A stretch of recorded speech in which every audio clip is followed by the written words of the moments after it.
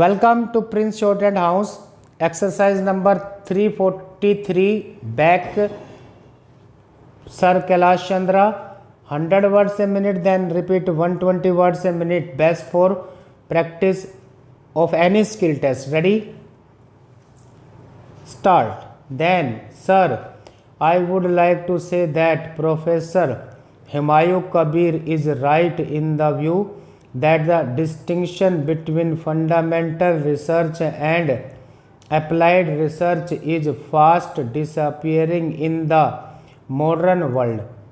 One thing about this is that you cannot have research to order. There is a lot of wastage in the process by which you arrive at a discovery, and in order that we might be able to promote research, we must be prepared for this wastage.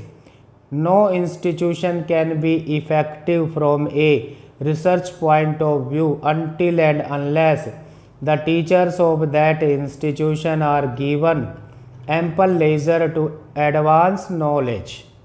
It has been stressed that this institution will provide for postgraduate teaching, for undergraduate teaching, and for research. But it is also going to be teachers training college which will supply us with our teaching material in the country. Well, Mr. Deputy Chairman, it is therefore important that the teaching staff in this institution should be carefully selected. I confess that I have no prejudice against foreign personnel.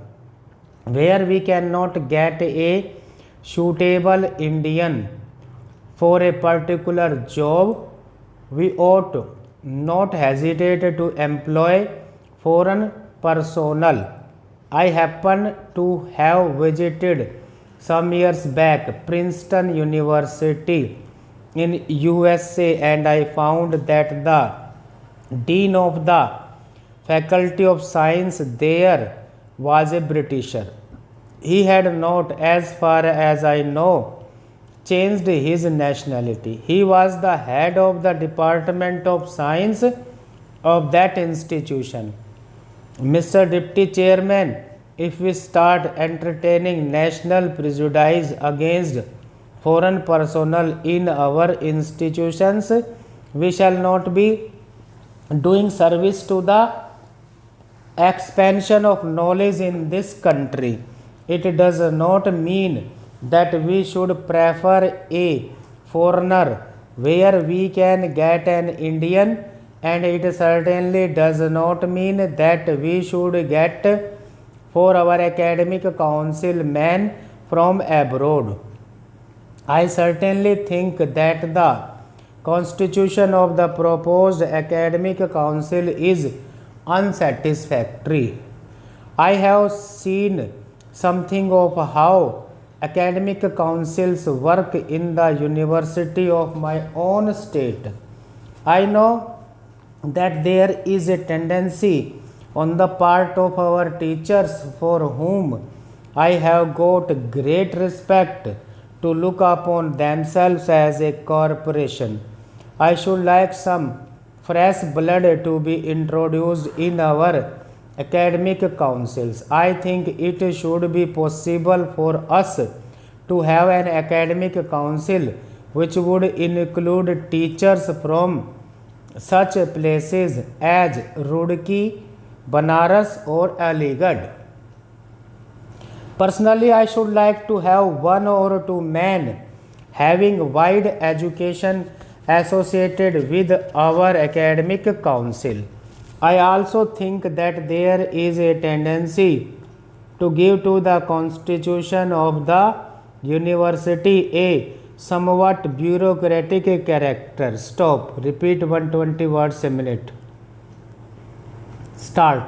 Then, sir, I would like to say that Professor Humayun Kabir is right in the view that the distinction between fundamental research and applied research is fast disappearing in the modern world. One thing about this is that you cannot have research to order.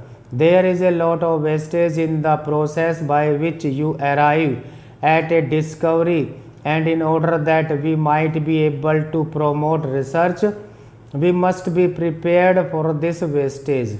No institution can be effective from a research point of view until and unless the teachers of that institution are given ample leisure to advance knowledge. It has been stressed that this institution will provide for postgraduate teaching, for undergraduate teaching, and for research. But it is also going to be teachers training college which will supply us with our teaching material in the country. Well, Mr. Deputy Chairman, it is therefore important that the teaching staff in this institution should be carefully selected. I confess that I have no prejudice against foreign personnel. Where we cannot get a suitable Indian for a particular job, we ought not hesitate to employ foreign personnel. I happen to have visited some years back Princeton University in USA, and I found that the dean of the faculty of science there was a Britisher. He had not, as far as I know, changed his nationality. He was the head of the Department of Science of that institution. Mr. Deputy Chairman, if we start entertaining national prejudice against foreign personnel in our institutions, we shall not be doing service to the expansion of knowledge in this country. It does not mean that we should prefer a foreigner where we can get an Indian, and it certainly does not mean that we should get for our academic council men from abroad. I certainly think that the constitution of the proposed academic council is unsatisfactory. I have seen something of how academic councils work in the universities of my own state. I know that there is a tendency on the part of our teachers, for whom I have got great respect, to look upon themselves as a corporation. I should like some fresh blood to be introduced in our academic councils.